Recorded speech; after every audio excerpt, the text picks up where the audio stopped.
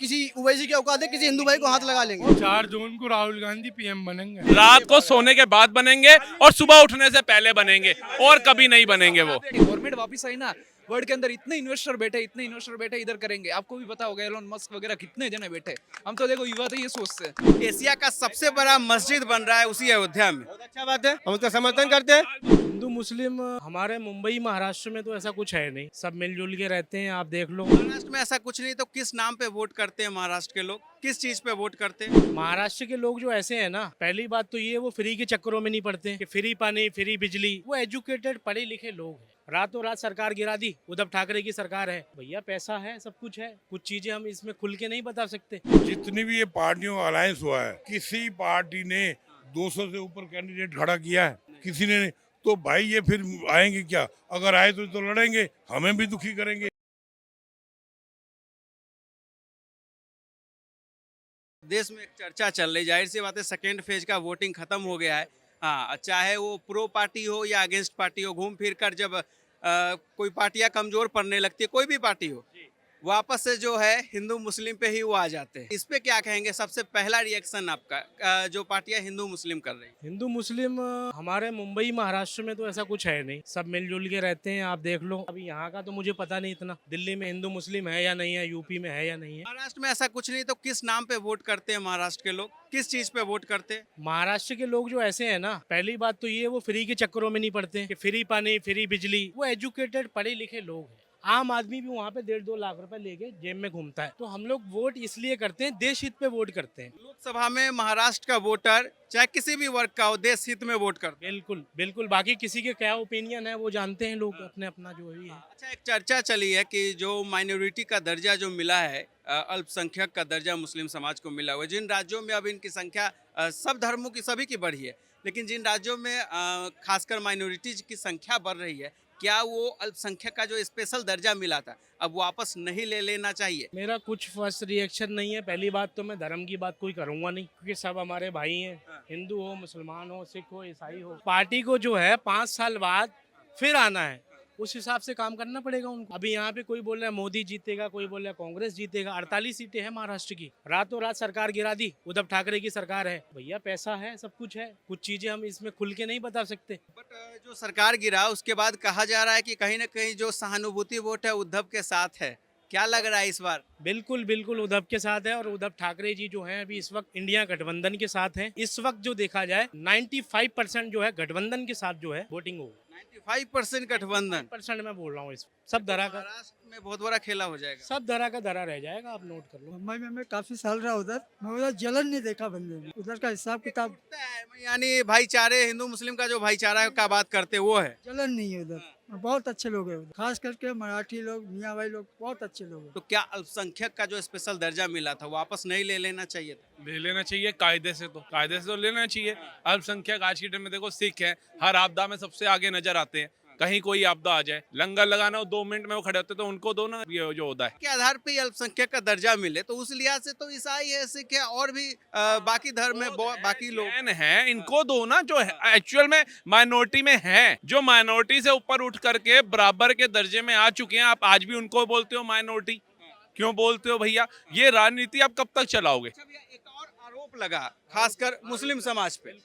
एक और आरोप लगा, पश्चिमी यूपी से आरोप आया। कुछ मुस्लिम महिलाएं आपस में ही बात कर रही थी और मीडिया के सामने उन्होंने बात किया और बताया, माना कि योगी सरकार में काम हुआ, डेवलपमेंट हुआ, कानून व्यवस्था पहले से बेहतर हुई, लेकिन जब बात हुआ कि आप क्या भाजपा को वोट देंगे इस बार, तो उन्होंने कहा हमारे ईमान में नहीं है भाजपा को वोट देना। मैं तो भाजपा को वोट दूंगा, उसमें क्या प्रॉब्लम क्या है? देखो, हमारी जो सोच है वो, हम आते हैं बिल्कुल वेल एंड एजुकेटेड लोग हैं। हम लोग मुंबई से आते हैं, हमें कोई फर्क नहीं पड़ता है, हम तो वोट देंगे। अब किसकी क्या ओपिनियन है, ये भाई की क्या ओपिनियन है, वो फर्क है। मेरे पास तो अगर 2 ऑप्शन हो ना, तो मैं एक बटन भाजपा का दबा दूं, एक कांग्रेस का दबा दूं। मोहब्बत की बात है, बांटने को तो क्या है, हिंदू मुसलमान सब भाई हैं। आप काट के देख लो, हाथ लाल खून निकलेगा सबका। की बात कर रहे हैं, 10 साल में जो मोदी जी मोहब्बत बांटे, दूसरी तरफ मोहब्बत की दुकान राहुल गांधी ने भी खोला। किसका मोहब्बत ज्यादा लोगों पे काम किया है? इस वक्त जो है मोदी जी के ऊपर जो है जिम्मेदारी है। अब हवा हवाई नहीं है, देश का प्रधानमंत्री, कितने फोन आते हैं, कितने पेपर पे साइन करना होते हैं,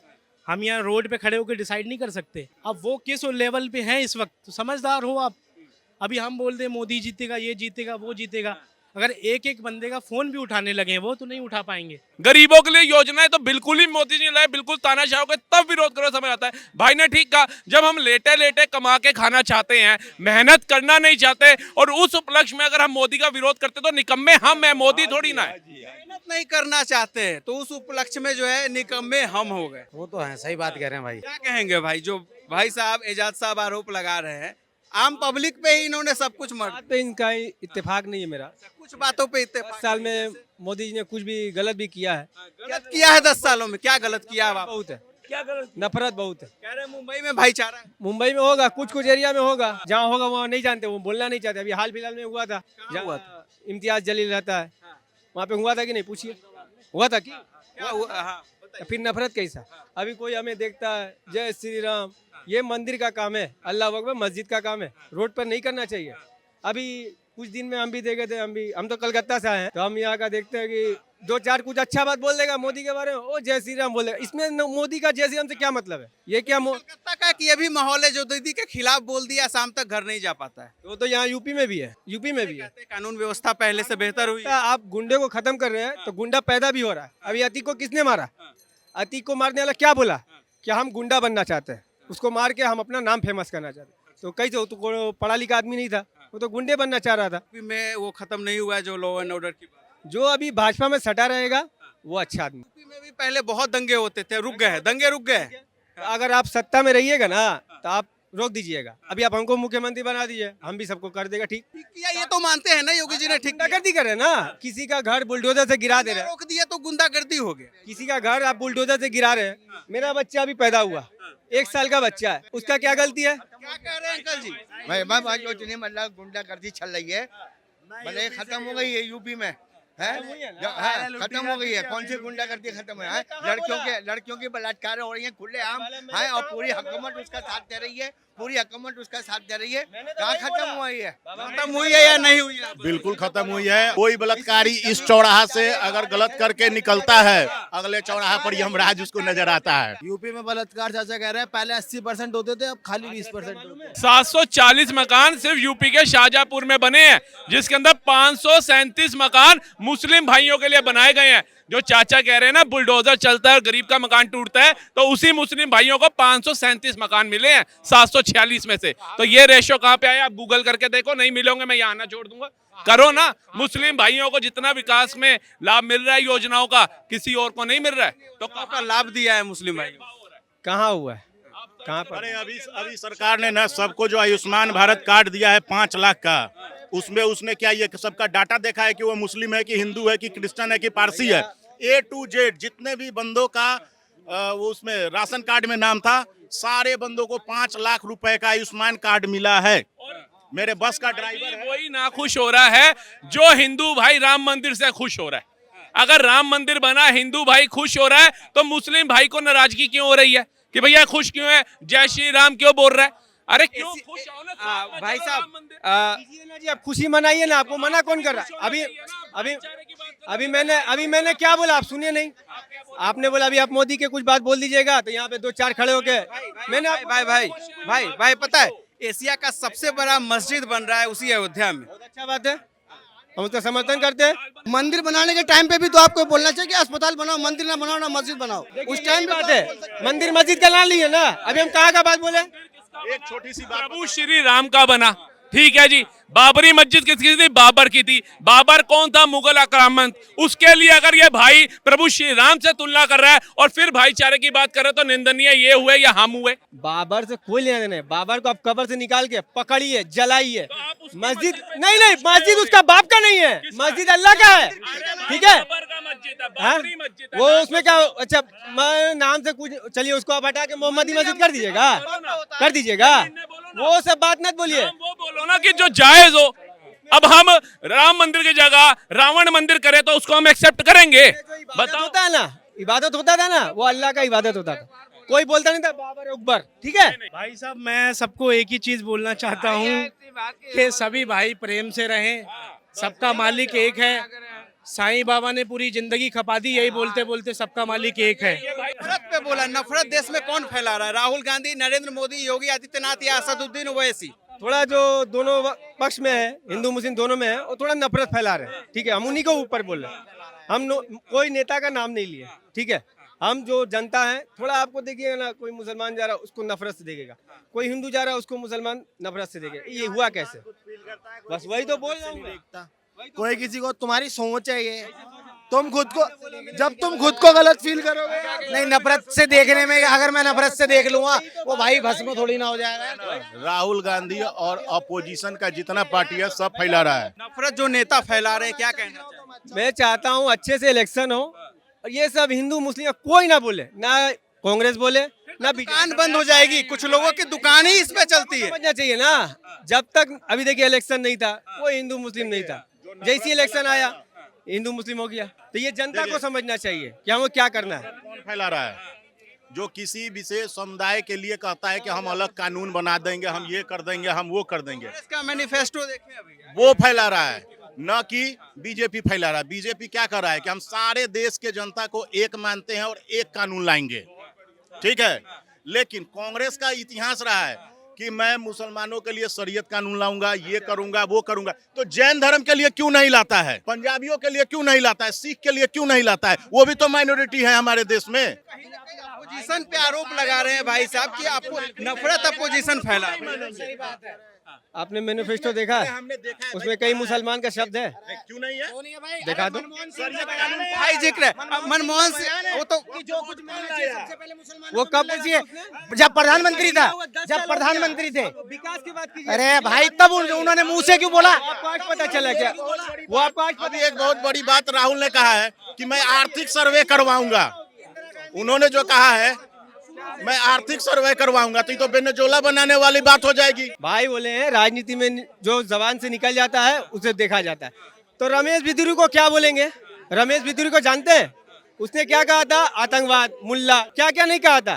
पीछे हर्षवर्धन, रवि जयशंकर, वो हंस रहे थे। उसका उनको मिला है, उसका उनको रिजल्ट मिला है, रिजल्ट मिला। तो रविशंकर प्रसाद जो है हंस रहे थे ना, उन्होंने क्यों नहीं बोला? अगर बयान निकालने पे भाई साहब आएंगे ना, राहुल गांधी ओवैसी सबसे पहले नंबर पे आते हैं। जो भी है संसद जी सब पाक जगह में ऐसा नहीं बोलना चाहिए। आपको ओवैसी के भाई का बयान पता है आपको? तो हुआ ना, उसका जेल हुआ था ना, उसका केस चल रहा था ना। राजा भैया पता है कि योगी मठ चला जाएंगे और मोदी हिमालय चला जाएंगे, तब तुम्हारा क्या होगा? उसको सपोर्ट अगर ये करेंगे तो कौन से भाईचारे की बात करते हैं, हमें भी बता दें। प्यार बांटते चलो, प्यार बांटते चलो, क्या हिंदू क्या मुसलमान, हम सब हैं भाई भाई। प्यार बांटते चलो। जब तक हम लोग नफरत की निगाह से एक दूसरे को देखेंगे, हम लोग तरक्की नहीं कर पाएंगे। तो फिर भैया हम प्यार लोग सब बांटने की भाई यहाँ भाई बात हैं। हो रही है, हम लोग सब तो भाई फिर भाई ऐसे हैं। में 15 देश मिनट के लिए की पुलिस प्रगति हटा दो के की वाली बयान क्यों आती है? 15 मिनट के लिए पुलिस हटा दो, हम दिखा। राजा भैया भी ऐसे बयान क्यों देते हैं? जब कोई ये बोलेगा तो एक दूसरे के राजनीति है, आप कुछ बोलेंगे तो जवाब में मैं भी तो कुछ बोलूंगा। राजा भैया क्या बोलते हैं? मैं सारे कटुओं को हिंदुस्तान से गायब कर दूंगा। तो इनकी औकात है ये गायब कर लेंगे, या किसी ओवैसी की औकात है किसी हिंदू भाई को हाथ लगा लेंगे। कितनों ने कहा राजा भैया को प्रधानमंत्री बना दो, ये तो डंके की चोट पे कहते हैं ओबीसी को प्रधानमंत्री बना दो। मैं तो आंसर दो, हमारे में से कितने लोगों के इंटरव्यू में आपने देखा जिन्होंने कहा हो कि राजा भैया को प्रधानमंत्री बना दो? लेकिन कितने मुसलमान भाई हैं जो आके कहते हैं ओबीसी को बना दो? अरे बड़ा पाव वाली गर्ल कितनी फेमस हो गई, 1 लाख की नौकरी छोड़ के उसने बड़ा पाव चालू किया। काम करने वालों में क्या कमी है? मेहनत करना तो सीखो, खड़े हो उसकी तरह 6-6 घंटे रात को कमा के इतना चले जाओगे? ऐसे बना उसी के बड़ा पाव के हिसाब से कितने लोग आ गए, महिलाएं आ गई। चाय वाला वो छपरी जैसा दिखता है, उसके उधर कौन आया? बिल गेट्स, नाम सी नस्ती है वर्ड की, वो आके बैठ गया। कमाने की हिम्मत ही नहीं, वो क्या एक दूसरे पे डालेंगे खाली। बाकी रोजगार पे सवाल उठाते हैं, बेरोजगारी बढ़ गई है, रोजगार नहीं मिल रहा है। बात नहीं करता है। 1 साल से खाली मैं ज्यादा नहीं, दिन का 1000 रुपए भी कमाता हूँ ना, 500 रुपए स्टॉक में इन्वेस्ट करता हूँ। जितना इन्वेस्ट किया ना उसके 3 से 4 गुना हो चुका है। और डेफिनेटली और कुछ नहीं है, ये गवर्नमेंट वापस आई ना, वर्ल्ड के अंदर इतने इन्वेस्टर बैठे इधर करेंगे। आपको भी पता होगा एलोन मस्क वगैरह कितने जने बैठे।